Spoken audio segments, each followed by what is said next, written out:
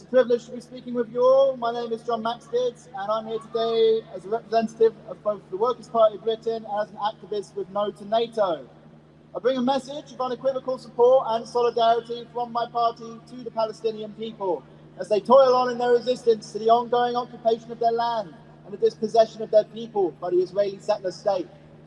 The gravity of the Palestinian national struggle is spelt out in starker terms than ever today, spelt out by the recent assaults on Al Aqsa Mosque. Worshippers there have been brutalized and denied their right of worship by police from the Israeli establishment at this, the most sacred time in the Islamic calendar.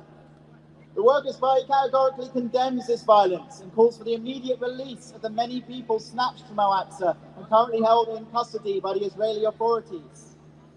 Amidst the beatings and the heavy-handed arrest of hundreds of worshippers, yet more lives have been lost.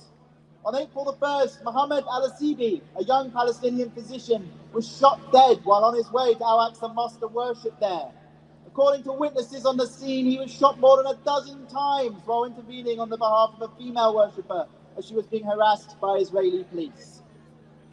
Less than half a month later, these officers, accused of his murder, were declared innocent at court.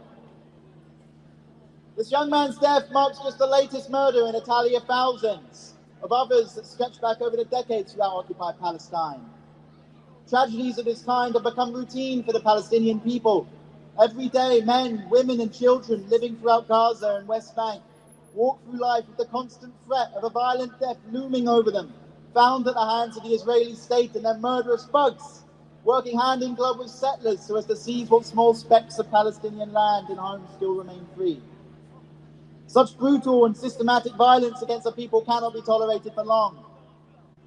But these same people will inevitably come to understand that in the absence of any other means to pursue their freedoms and rights, the only choice left for them is to resist. This is a bitter lesson the Palestinians have learned all too well. Of course, we here in Britain have to acknowledge our own role in this travesty. After all, it was our government's actions that spurred this nightmare into motion when it incorporated the Balfour Declaration into the mandate for Palestine. Even now, more than 100 years after the fact, the heirs of the British political establishment that disenfranchised the Arabs have averted their eyes from this legacy, sitting silent to the plight of the people whose nation they bartered away in the name of British imperialist interests in the Middle East.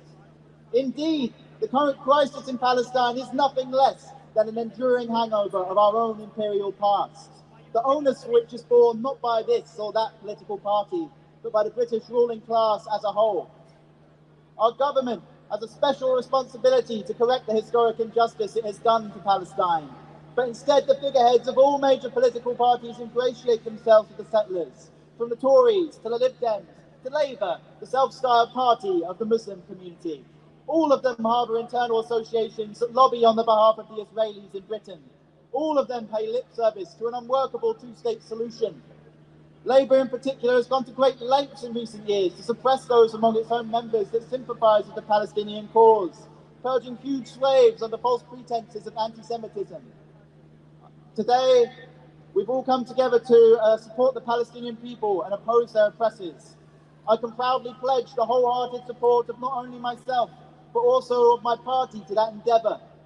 From our party leadership to our rank and file, we all stand ready and willing to do our part here, committed to fight for the day we all long for a day where Palestine can finally be free. Thank you. Thank you very, very much to Jon Maxted. Free, free, free, free, free, free, from the river to the sea.